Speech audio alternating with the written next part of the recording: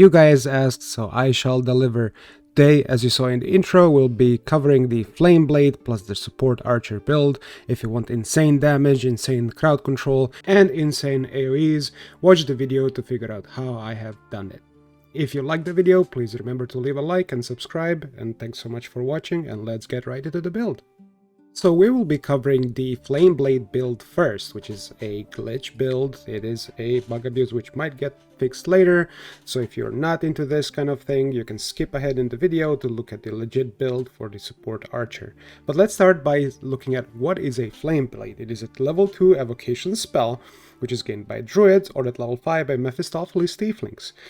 We can do the same trick that we did in our Shadow Blade video to get a permanent Flame Blade. We can do the same as we did with the Shadow Blade, but one thing to note is that whenever we upcast the Flame Blade, it'll actually get a 1d6 increased fire damage for every two spell slots that we use for every spell slot above level 2. So you want to upgrade your Flame Blade every few levels when you can to increase the total damage done by this blade. So again, we're going to speak to Withers and we're going to recruit any hireling. For this particular case, if you pick a druid, you will not need to respec this hireling, so I suggest you pick the druid companion, or sorry, the druid hireling, and then we will need to level this hireling to the highest level possible we can go. In this showcase, I am in Act 3, so I will be getting a level 12 druid to get the highest level possible for the Flame Blade. So let's cut right into that. So now that our druid is level 12, or whatever highest level you have, you want to use the highest level possible spell slot to cast Flame Blade. Make sure you prepare Flame Blade, because this is a tiefling, so they will have Flame Blade innately, but make sure you prepare it just in case. You want to use the highest level possible slot, and then we want to dismiss this hireling and have him rehired. This way we'll get a permanent Flame Blade. If you want to, for some reason, dual wield this, you can. You just have to repeat this trick twice.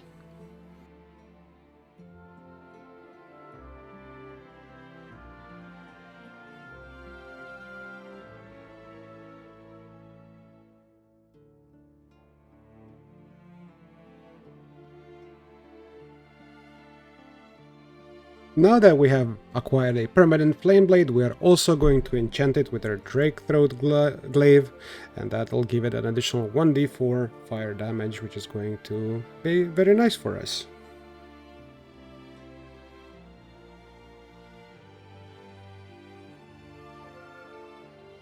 So for our Flame Blade, we're going to start by picking Ranger.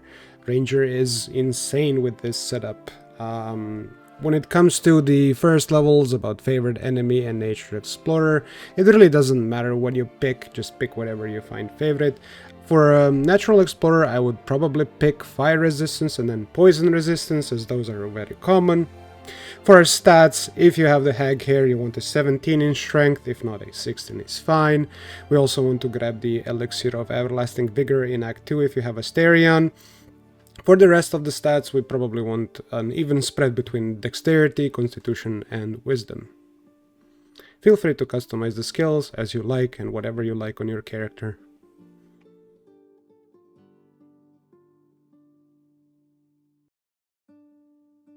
For our level 2 in Ranger, we want to pick Hunter's Mark, because that's really good early game, and Longstrider. For our fighting style, we want to pick the defense, because the +1 to AC is really good. You can also pick the dueling style, but that's really good early if you plan on using shields. For our level 3, we want to pick any spell. Usually Goodberry is very good early, because we have the amulet from Korga. We want to pick the Hunter subclass, and for our Hunter Spray, of course, we're going to pick Colossus Slayer. That's going to add a 1d8 damage to our weapon attacks once per turn. For our level 4, of course, we are going to be picking the Savage Attacker feat. This as an orc is just insane. For our level 5, we are picking any spell we like. Here I picked Spike Growth. For our level 6, we can pick whatever we like for favorite enemy. And for Natural Explorer, we are of course picking Poison. What if you pick Poison? Pick the Fire. For our level 7, for spells, we're going to be picking Silence. And for our defensive tactics, of course, we're going to be picking Multi-Attack Defense. That is the best one available. A -4 to all multi-attacks from enemies is insane. For our level 8, we're picking the ability score improvement and raising our strength. This should get you to 20 or 22. For our level 9, we're picking the most broken spell for this build, Conjure Barrage. This spell will do fire damage in a large cone.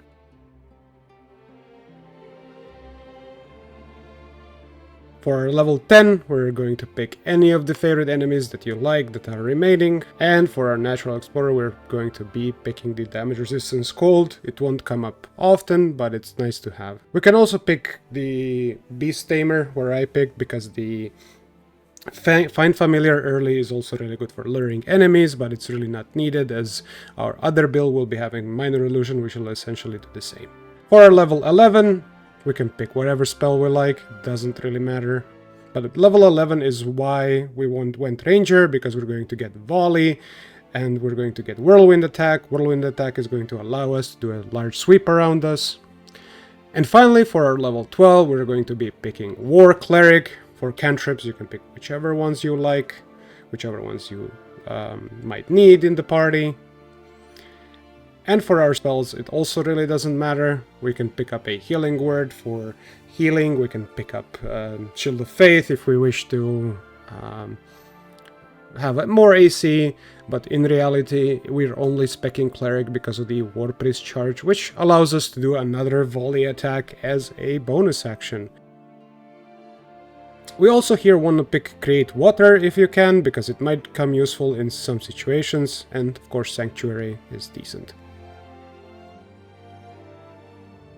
Now let's quickly glimpse into our gear choices. For our helmet, we're choosing the Severox helmet for the extra crit, the Cloak of Displacement, the Armor of Persistence, the Elgdust gloves, the Disintegrating Nightwalkers, and of course we're off-candying the Blade of the First Blood. We're going to use the Deadshot for the reduced crit, a Ring of Regeneration, a Strange Conduit Ring, and an Amulet of Misty Step. If you care about more details of what gear is good or is not good, please check out the Shadowblade video where I go into in-depth of what gear you can use in all the different stages of the game. They should be pretty similar for this build, as it is also a striker. It is, however, worth noting that we don't really need the crit reduction gear, because our support archer is going to be applying hold person or debuffs to the enemies or hold monsters, so we're going to be instantly critting anyway. This is only just so that we can crit if we didn't have a support archer with us, so you can use some other gear, which is also explained in the Shadowblade video if you wish to boost your DPS even higher. Let's get over to the support archer build. For our race, we're going to be picking human because we want the shield proficiency, and for our class, we want to start off with bard.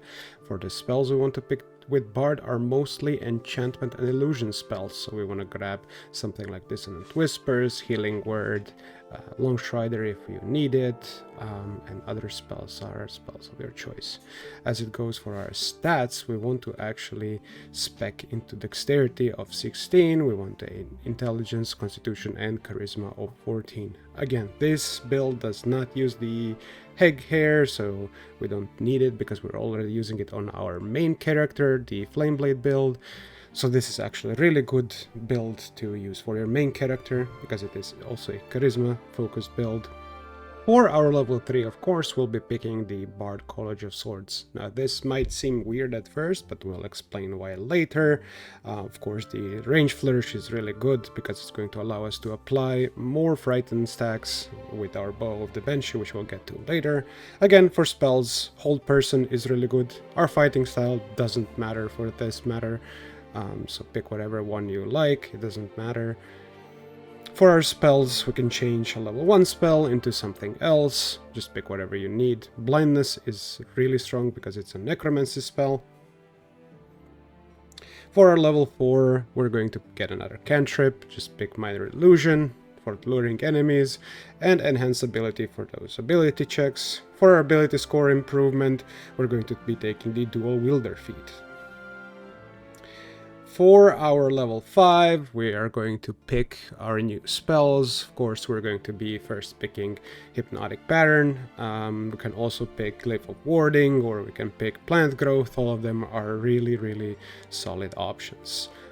We can also change our Tash's Laughter into something stronger, as Tash's Laughter is not really a good control spell. It's good for the early game, not for late game, so just pick whatever out of the spells you like. I also really like to pick Fear, because Fear is a really good spell. Disarming your opponents is extremely strong, so that never hurts. For our level 6, we're gonna pick whichever of the level 3 spells we didn't pick on the previous level, and of course this is where we get our multi-attack. This is going to be really strong because we can throw things, we can throw healing potions, we can throw water bottles, we can throw whatever we want, as well as attack once. With our Flourish we can attack up to 4 times per turn. For our level 7, this is where we're going to start the multi-class. We're going to take a level in Wizard. For our cantrips, we're going to be picking Light, we're going to be picking Blade Ward and Firebolt. The rest really doesn't matter, you can pick whatever you like here. For your spells, you want to learn whatever you want, but make sure you pick Shield, because that +5 to AC is just really good.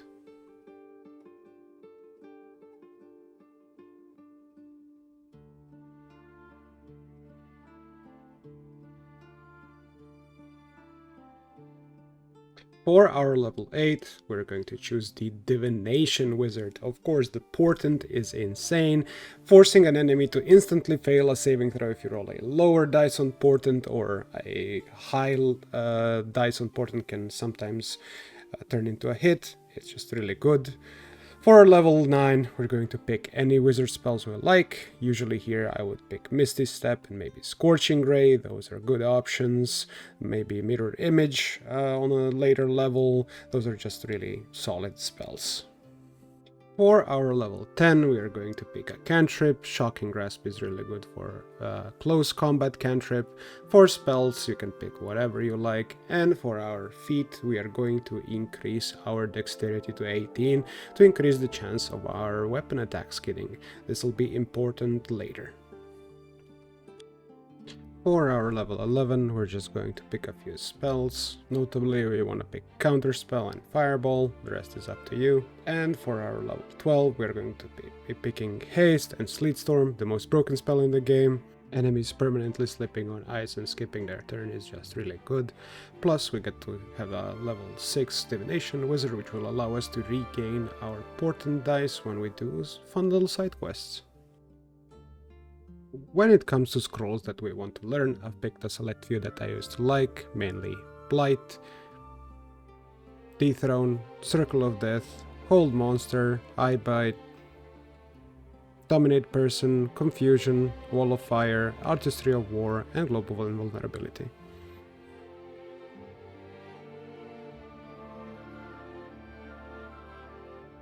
I also wanted to show you a nice little neat trick. Well, if you equip the Headband of Intellect, you'll actually increase our intelligence by 1, allowing us to prepare 1 more spell. Unequipping it while the spell is prepared will still keep the spells prepared, so that's a nice neat little way if you want to have an extra spell prepared. Again, this is a glitch and a bug, so you are free not to use it.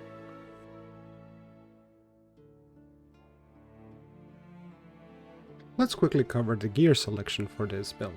For our amulet, the best in slot is the Amulet of the Devout for the +2 spell save DC. For others, you can use whatever you want. For the Ring of Mental Inhibition, combine with the Risk Ring, and when you can, grab yourself a Band of the Mystic Scoundrel to use enhancement spells and illusion spells as a bonus action. For our bow, we're using the Bow of the Banshee to frighten targets on hit, as well as give us an additional 1d4 when frightened. For our offhand, we're going to be using the Rhapsody, +3 to spell save DC and attack rolls is really good for this build. For our main hand, we're going to talk about later. For the Marco Gear staff, you can also offhand it, and then I would probably choose the when you deal thunder damage, you apply Reverberation, that is going to stack extremely quickly with our boots.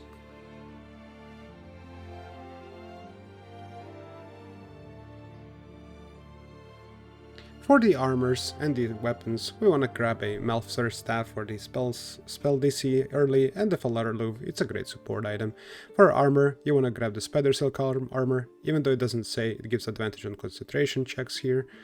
Same goes for the plate and the rare version of the Heavy Justiciar plate. The best in slot armor is of course the Armor of the Landfall, it's going to give us +1 DC. For our consumables and arrows, we want to use the arrow of many targets to hit as many targets on frightened. We want to use bottles of water, arsonist oil to remove fire resistance, and as well as battle mage elixirs for arcane acuity.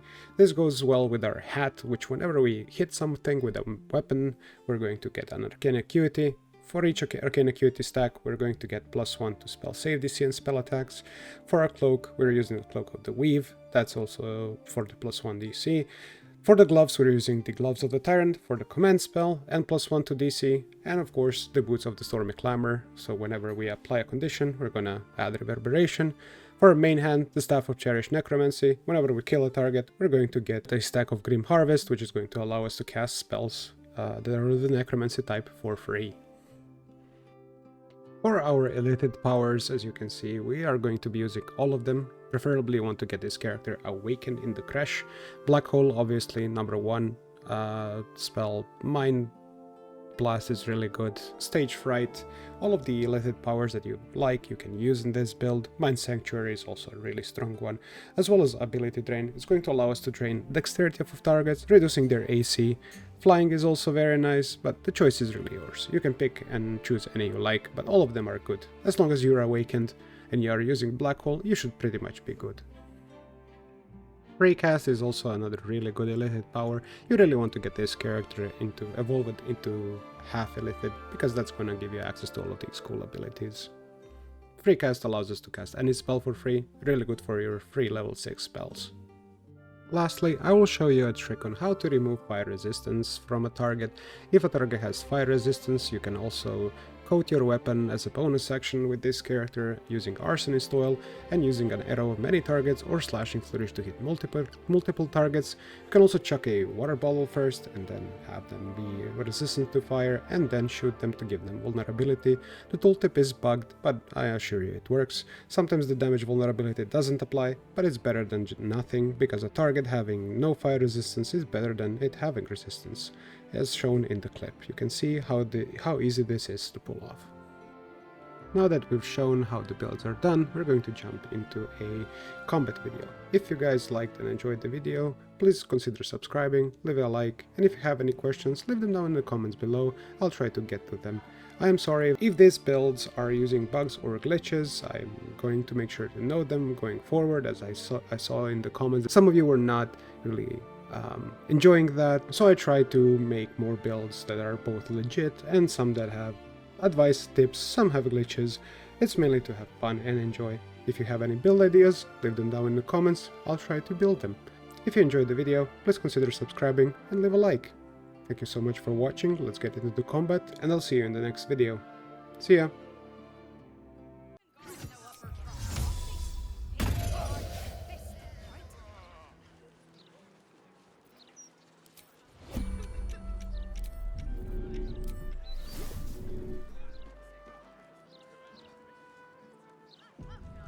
Is that blood? No, never mind. Is that blood? No, never mind.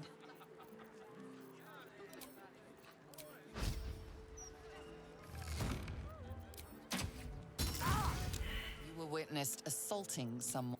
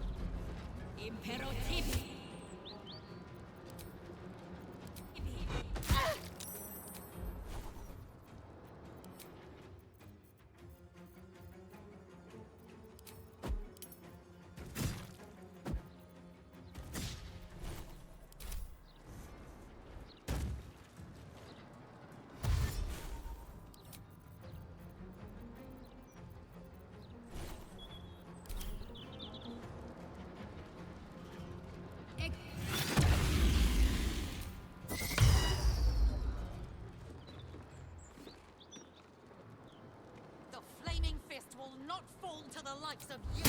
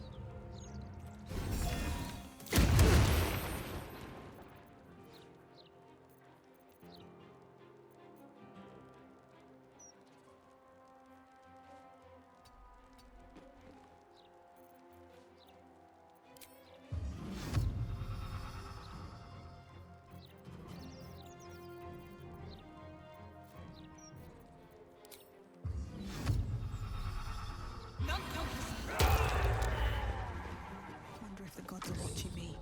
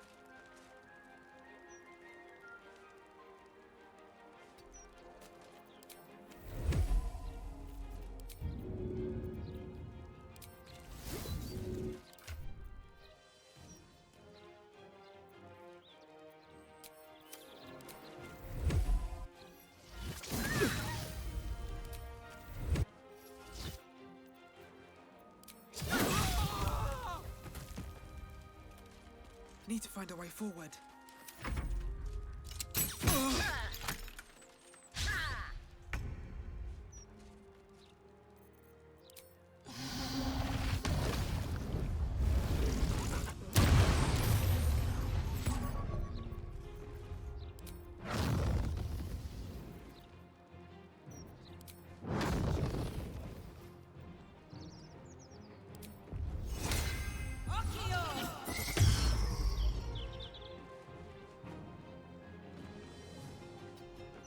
What path lies before me?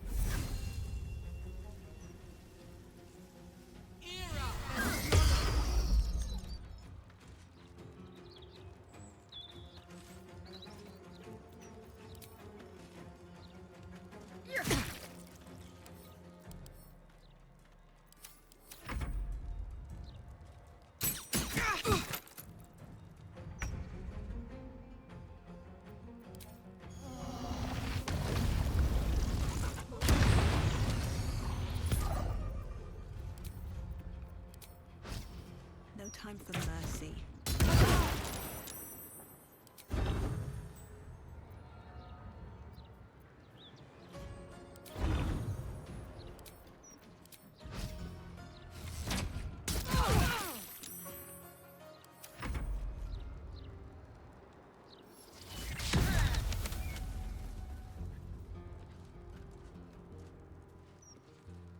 Impero.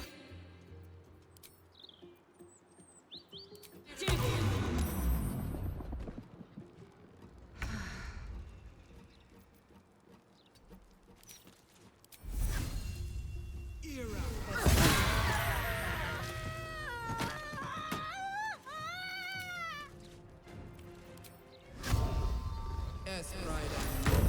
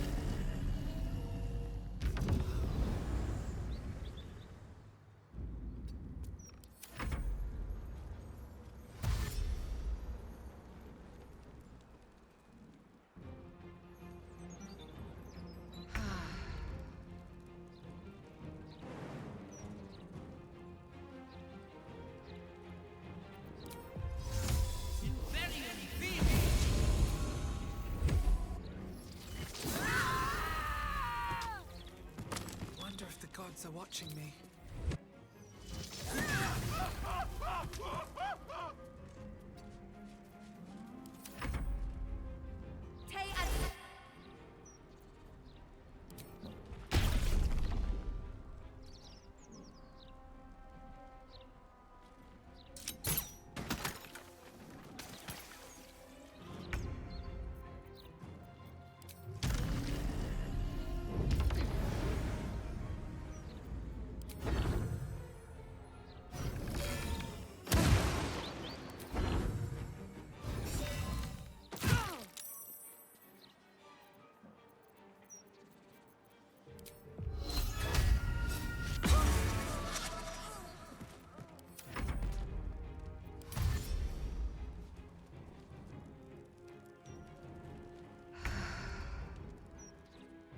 Very well.